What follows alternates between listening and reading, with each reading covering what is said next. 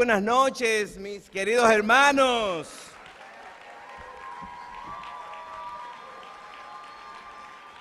Muy buenas noches. Qué alegría, como siempre, poder compartir la palabra de Dios con cada uno de ustedes. En cierta manera, ¿verdad? Conmocionados por la noticia de la muerte de la madre de Wellington. Nuestras oraciones para toda la familia, esperamos en Dios que reciban la fortaleza y la paz que solo Dios puede dar en estos momentos difíciles. Así pues, todos nosotros esperemos que estemos unidos en oración por la familia y que sigamos orando por aquellos que han estado enfermos, que Dios pueda darles la salud que tanto necesitan.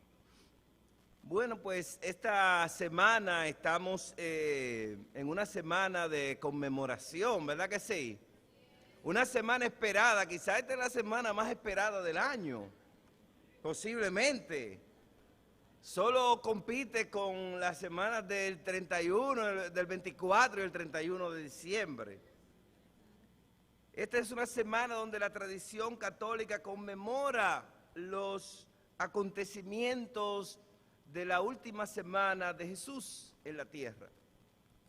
Conmemora su entrada triunfal, conmemora la traición de Judas, conmemora todos esos acontecimientos que dieron paso a la pasión de Cristo, a la muerte de Cristo y posteriormente su resurrección.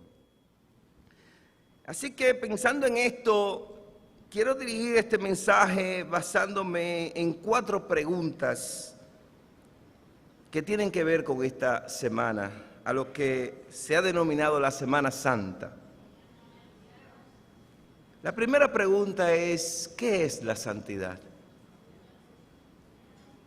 La segunda pregunta, ¿qué tan santa es la Semana Santa? Quizá ustedes me pueden ayudar a contestar eso. ¿Qué tan santa es la Semana Santa? ¿Qué tan santa es para mí la Semana Santa? ¿Cómo debemos los creyentes conmemorar la muerte y resurrección de Jesús?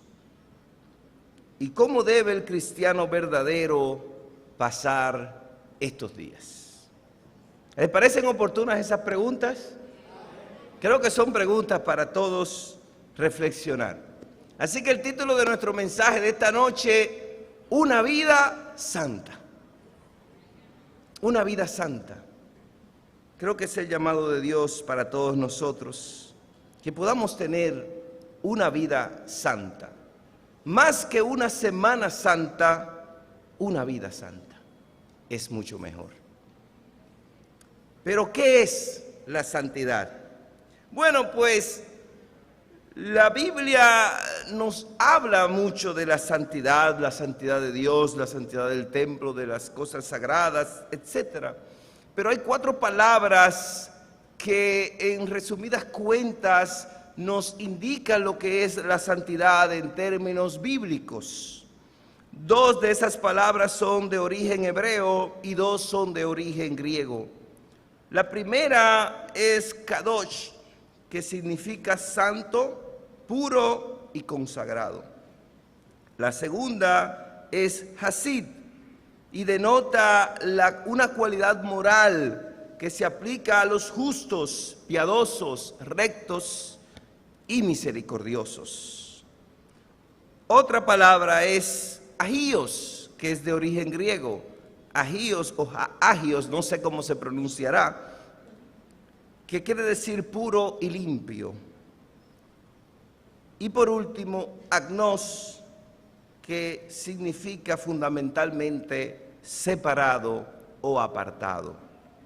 Así que cuando hablamos de santidad en la Biblia y en el español, lo que a nosotros nos llega como santidad regularmente viene de estas 4 palabras, 2 de origen hebreo y 2 de origen griego, cuando tiene que ver con la Biblia. En el sentido más estricto de la palabra, solo Dios es santo. Es decir, solo Dios reúne todas esas cualidades que dice aquí. Pureza total, consagración, apartado porque Dios es único. No hay nadie como Dios. Nada se le puede comparar. Y en ese sentido Él es apartado.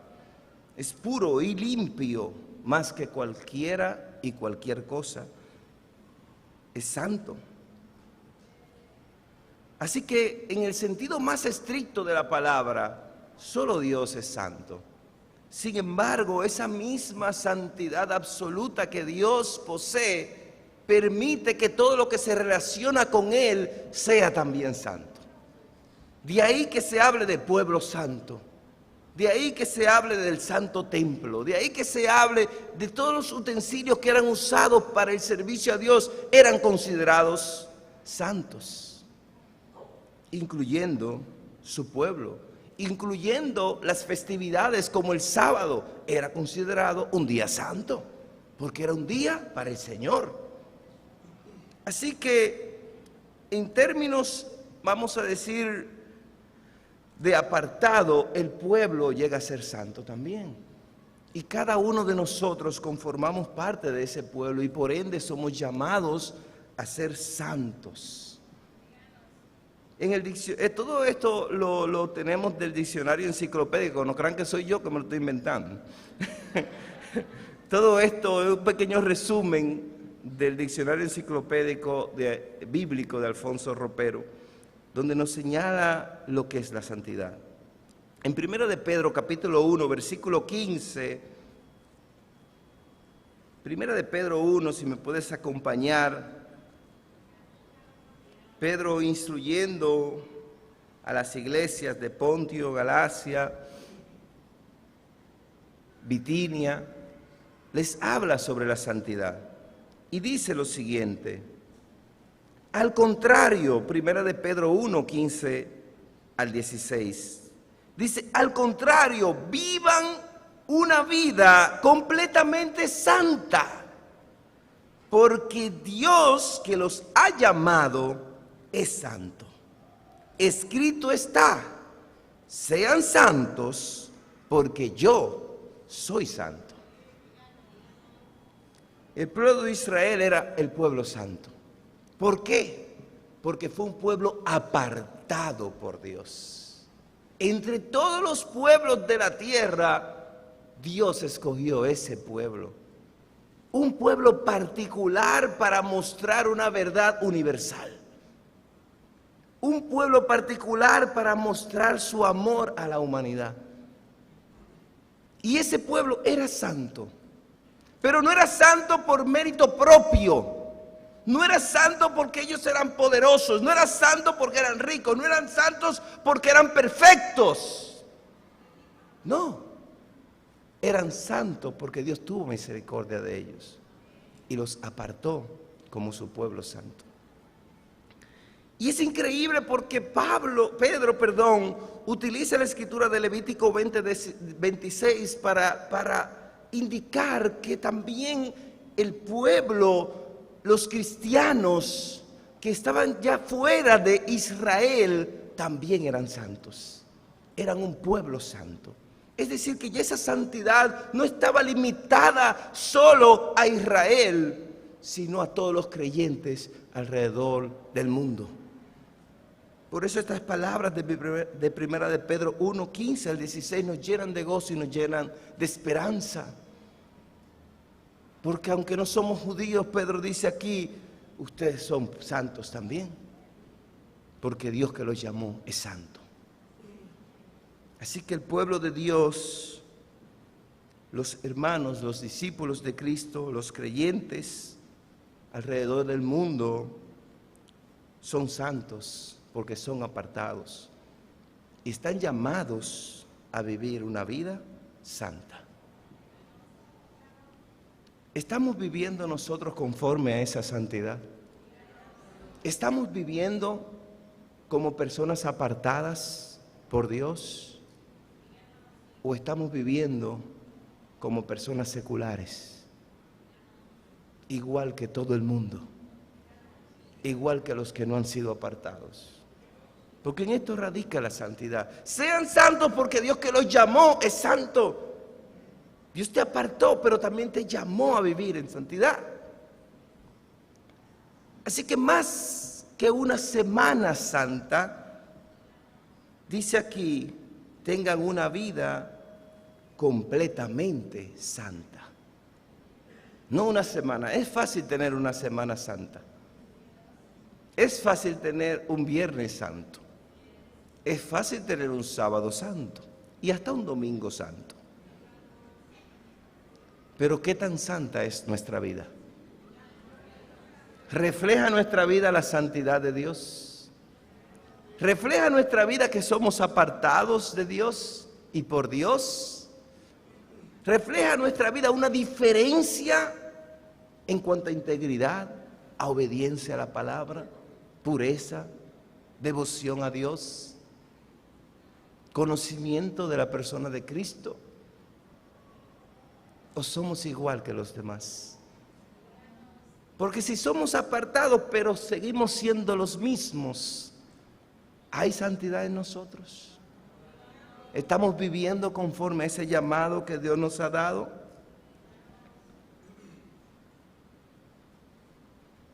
Así que la santidad, mis queridos hermanos, y esa es la reflexión que quiero invitarles. Yo no tengo ningún problema con la Semana Santa, ¿eh? De hecho, yo disfruto la Semana Santa, la disfruto mucho. Me encanta la habichuela con dulce en Semana Santa. Esa es una de las cosas que más me gusta de la Semana Santa. Me gusta ir a otros lugares en Semana Santa. Me gustan los días libres de la Semana Santa. Me gusta que los niños no tienen clase. No hay que levantarse temprano y llevarlo al colegio. ¿Qué más me gusta de la Semana Santa? Me gusta compartir con mis amigos en la Semana Santa. Todas esas cosas me gustan. Pero creo que sinceramente no necesitamos una Semana Santa. Los paganos sí necesitan una Semana Santa para que ellos recuerden, o por lo menos se invite a la reflexión. Pero yo creo que los creyentes no necesitan una Semana Santa, porque para los creyentes todos los días deberían ser santos. Amén. Todos los días deberían ser santos para nosotros los creyentes.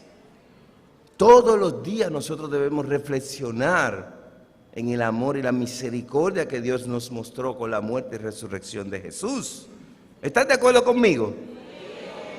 Mientras tanto, vamos a seguir disfrutando las habichuelas. Pero no olvidemos que no necesitamos una semana para mostrar santidad.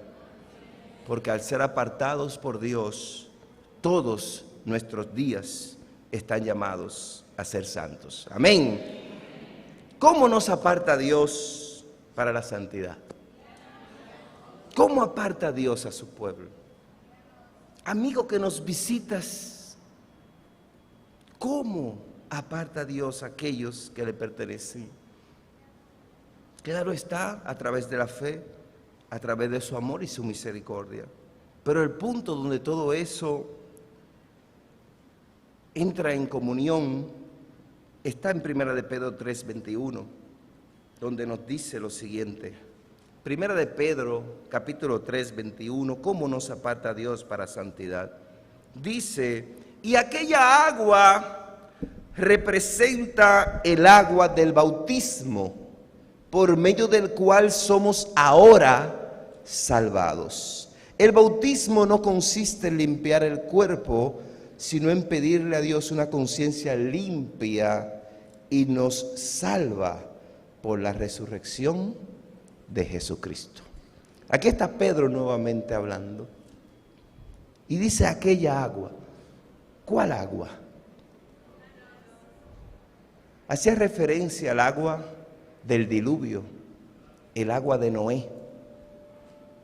Esa agua por medio de la cual Dios apartó a Noé y su familia de todos los que vivían en desobediencia.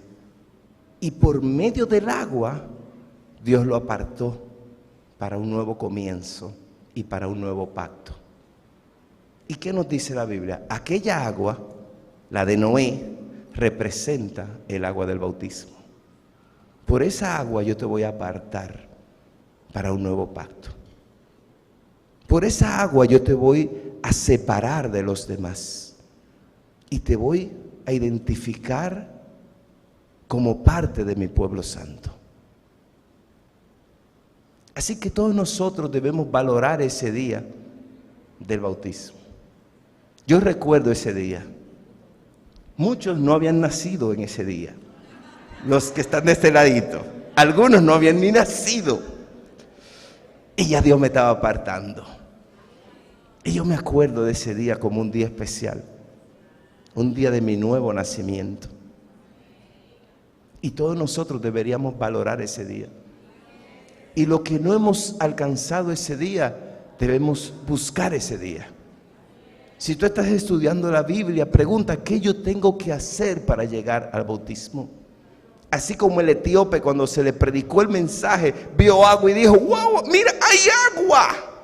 ¿Qué tengo que hacer? ¿Qué hace falta? Y ese mismo día fue bautizado. Así que si tú no has llegado al punto del bautismo, yo te quiero animar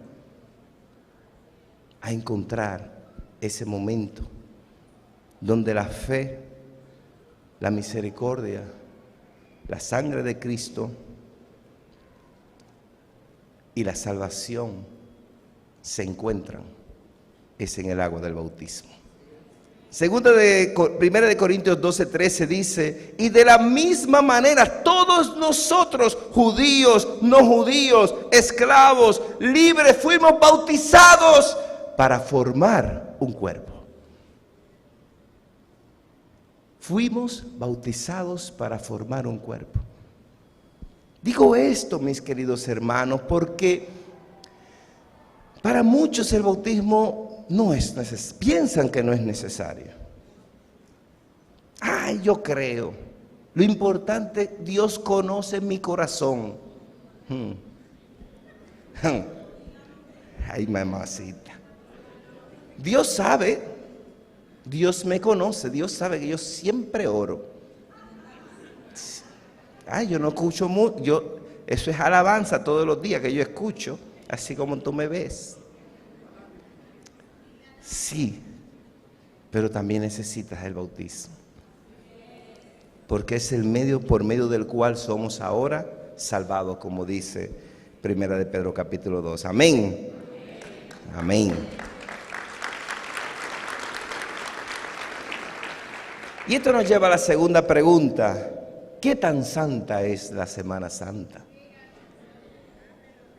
¿Es verdaderamente santa? Y esto lo quiero abordar desde 3 puntos de vista. Desde el sentido teórico, desde el sentido bíblico y desde el sentido práctico.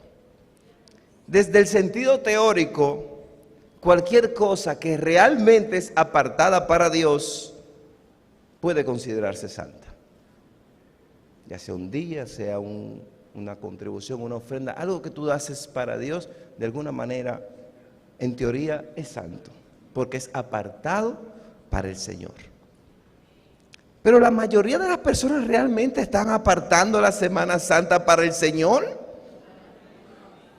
Se podría decir que realmente, aún nosotros los cristianos, realmente apartamos esa semana para el Señor.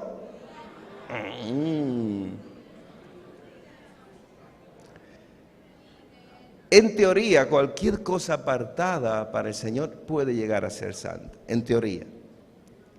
En el sentido bíblico, no tenemos ninguna referencia, ningún mandato a guardar una semana en específico. No tenemos ese mandato de guardar esa semana en específico. No existe, no es real. En el sentido bíblico somos llamados a una vida santa, no a una semana santa. Es decir, que todos nuestros días deben ser dedicados al Señor en obediencia, oración, reflexión y adoración. como nos dice Primera de Pedro 1:15, que fue la escritura que vimos al principio. Pero en el sentido práctico, sabemos que la mayoría de las personas usan estos días para prácticas mundanas y que nada se relacionan con la muerte y la resurrección de Cristo. Es una semana más que de conmemoración, es una semana para muchas familias de dolor, porque hay muchas pérdidas, porque es una semana donde las personas la utilizan para tomar mucho alcohol, como que piensan que el alcohol no se va a acabar, que la Semana Santa es para eso. Y hay muchas pérdidas, muchos accidentes, muchos problemas, todos los pueblos están llenos de gente. Así que en el sentido práctico pienso que la Semana Santa ha perdido todo sentido que si alguna vez lo tuvo. Porque en la práctica la mayoría de las personas hacen todo menos conmemorar la muerte y resurrección de Jesús. Así que esto nos lleva a la tercera pregunta. ¿Cómo debemos conmemorar los creyentes la muerte y la resurrección de Jesús? Primera de Corintios 11, 23 al 31. ¿Están conmigo todavía? No quiero que desbarate tus planes de Semana Santa, por si acaso. Lo que te quiero es animar a entender el sentido de lo que Dios nos está llamando, que es a tener una vida santa y que todos nuestros días sean santos. Y más aún si van acompañados de habichuela con dulce, chacá y la buena compañía de amigos, aún ahí que sean más santos todavía. Aparte de santos, van a ser sabrosos. 1 Corintios 11, 23 al 21, ¿cómo estamos llamados a recordar y conmemorar la muerte y resurrección de Jesús? Dice la Biblia, porque yo recibí esta tradición dejada por el Señor y que yo a mi vez les transmití, que la misma noche que el Señor fue traicionado, tomó en sus manos pan y después de dar gracias a Dios lo partió y dijo, este es mi cuerpo que muere en favor de ustedes, hagan esto en memoria de mí. Así también, después de la cena, tomó en sus manos la copa y dijo, esta copa es la nueva alianza confirmada con mi sangre. Cada uno, cada vez que beben, háganlo en memoria de mí. De manera que hasta que venga el Señor, ustedes proclaman su muerte cada vez que comen de ese pan y beben de esa copa. Así pues, cualquiera que come del pan o bebe de la copa del Señor de manera indigna, comete un pecado contra el cuerpo y la sangre del Señor. Por tanto, cada uno debe examinar su propia conciencia antes de comer del pan y beber de la copa. Porque si come del pan sin fijarse en que se trata del cuerpo del Señor, para su propio castigo, come y bebe. ¿Cómo nos dice el Señor que debemos conmemorar su día? Su muerte y resurrección, a través de la comunión, a través del pan y el vino. Esa es la forma bíblica en la cual hemos estado llamados a conmemorar esta semana, a conmemorarla cada domingo. Y por eso la importancia de ser parte del pueblo santo, porque es el pueblo santo el que está llamado a tomar el pan y el vino. Y lo hacemos no una semana, sino cada semana y cada día. La forma bíblica es a través del pan y del vino. Y dice hasta la manera en cómo debemos hacerlo. Dice que debemos examinar nuestra conciencia antes de tomar nuestra comunión. Y yo creo que eso es algo que nos llama a reflexión. Porque yo veo gente que muy alegremente están tomando su comunión. A veces en discordia con un hermano, a veces en pleito con su mamá y su papá, a veces en pecado, a veces en situaciones. Y la Biblia nos llama que el pan y el vino debemos tomarlo bajo reflexión, bajo autorreflexión. Y si nosotros sabemos que hay algo en nuestra vida que nos hace indignos de tomar ese pan y ese vino, también la Biblia nos da la manera de cómo solucionar eso. A través del arrepentimiento, a través de la confesión. Es decir, que tenemos todo lo necesario para conmemorar correctamente el sacrificio de Jesús. Por eso digo que no necesitamos realmente una Semana Santa, porque Dios nos ha llamado a ser santos todos los días y nos da la manera para mantener esa santidad. Según el libro Historia del Cristianismo, sobre la forma como se celebraba la comunión en los primeros años de la iglesia, dice lo siguiente: desde sus mismos inicios, la iglesia cristiana acostumbraba a reunirse el primer día de la semana, es decir, el domingo, para partir el pan. La razón por la que el culto tenía lugar el primer día de la semana era que en ese día se conmemoraba la resurrección del Señor. Ya ustedes saben por qué nos reunimos los domingos. Luego, el propósito principal del culto no era llamar a los fieles a la penitencia ni hacerles sentir el peso de su pecado, sino celebrar la resurrección del Señor y las promesas de que esa resurrección era el sello. Es por esto que el libro de Hechos describe aquellos cultos diciendo que partían el pan en las casas, que partiendo el pan en las casas comían juntos con alegría y sencillez de corazón. Hechos capítulo 2, 46. La atención de aquellos servicios de la comunión no se centraba tanto en los acontecimientos del Viernes Santo como en los del Domingo de Resurrección. Es decir, la comunión en los primeros años de la iglesia no era tanto centrada en la muerte de Jesús como lo hacemos hoy, que muchas veces nosotros, nuestra familia de iglesias, normalmente tomamos la comunión para recordar los mensajes, si nos fijamos, están muy orientados a la muerte de Jesús. Pero los cristianos del primer siglo estaban más centrados en la resurrección.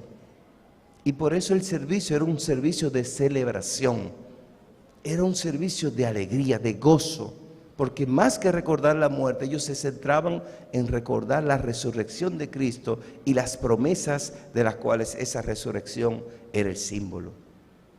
Así que yo les animo en esta noche a que todos nosotros entendamos el valor y el significado de estas cosas. Que cuando tomemos el pan y el vino lo hagamos verdaderamente recordando el sacrificio de Jesús y que busquemos de todo corazón estar preparados y dignos para tomar ese pan y ese vino. Y que cada domingo sea una celebración. Que así como la iglesia del primer siglo era juntos con alegría y sencillez. No cascarraspeando. No, ay, yo quería quedarme acostado. Ay, yo quería verlo virtual. Que yo quería, y peleando con el papá y peleando con la mamá, y peleando con el esposo y peleando con la esposa, y que tú no estás lista, y que tú no te preparas a tiempo, y esto y aquello, y llegamos enojados al servicio. ¿Cuántas veces hemos llegado nosotros peleando al servicio?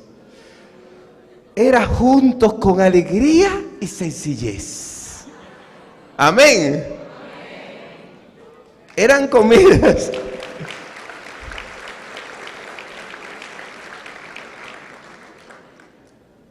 Era una verdadera celebración donde se compartía una comida también. Cosas que fueron cambiando con el tiempo, con la persecución del Imperio Romano.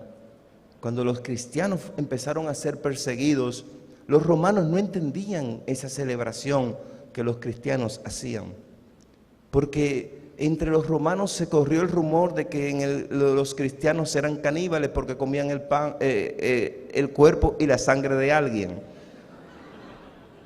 Se corría el rumor que los cristianos hacían cosas impuras en esa reunión. y que se casaban entre hermanos, hermano y hermana se casaban. Porque ellos no entendían, y en el contexto romano donde el culto era muchos dioses, ellos veían a los cristianos y también a los judíos como ateos. Porque ellos les celebraban y adoraban a muchos dioses. Incluso el emperador era llamado, los cristianos eran muchas veces llamados a adorar al emperador y se negaban a hacer eso. Y por eso eran considerados ateos, porque para los romanos el emperador era digno de adoración, mas los cristianos no aceptaban esas cosas. Y por eso los romanos fueron de alguna manera guardando ese desprecio hacia los cristianos, y el culto cristiano fue cambiando al transcurrir de los años. Y esa celebración, pero al principio era una celebración de gozo y alegría. Así que yo quiero recordar y animar a que todos nosotros pues retomemos ese gozo y esa alegría a la que hemos sido llamados, a esa santidad a la que Dios nos ha llamado. Amén. Y por último, ¿cómo debe el cristiano verdadero pasar estos días? En resumidas cuentas, debe pasarlo como debería pasar todos los demás días, en devoción, santidad y reflexión. En Hechos capítulo 5, 41 dice la Biblia: los apóstoles salieron de la presencia de las autoridades muy contentos. Esto fue después que los azotaron, después que los castigaron por predicar el evangelio. Dice la Biblia: los apóstoles salieron de la presencia de las autoridades muy contentos porque Dios les había concedido el honor de sufrir injurias por causa del nombre de Jesús. Y escucha esto: todos los días enseñaban y anunciaban la buena noticia de Jesús el Mesías. Hechos 2:46 dice: todos los días se reunían en el templo y en las casas partían el pan y comían juntos con alegría y sencillez de corazón. Salmo 27:4 dice: solo una cosa he pedido al Señor, solo una cosa deseo, estar en el templo del Señor todos los días de mi vida. Qué increíble, qué especial era la fe de los apóstoles y de los grandes hombres y mujeres de la Biblia. No era algo de un día, no era algo de una semana, era algo de todos los días. El cristianismo es un estilo de vida, mis queridos hermanos. No es una ropa que nos ponemos un día y nos la quitamos a conveniencia, sino que estamos llamados a vivir una vida santa todos los días de nuestras vidas y vivir en ese gozo, en esa alegría que solo la gracia de Dios nos permite vivir. Así que yo te quiero animar con estas 4 preguntas y llevarnos a reflexión, llevarnos a entender que más que una semana Dios te ha llamado a una vida santa, que más que un día de oración y no comer carne y empezar a buscar pescado donde no hay, aparta todos tus días para el Señor. Apártate de todo lo que no le agrada al Señor. Apártate de toda conducta que no refleja el carácter de Cristo.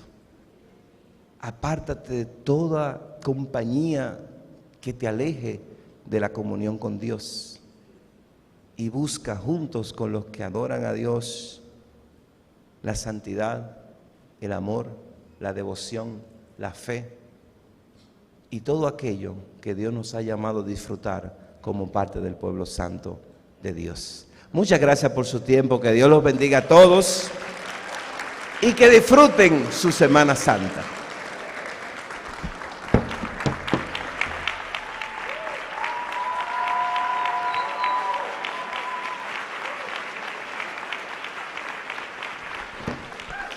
Amén. Excelente. Gracias, Amín.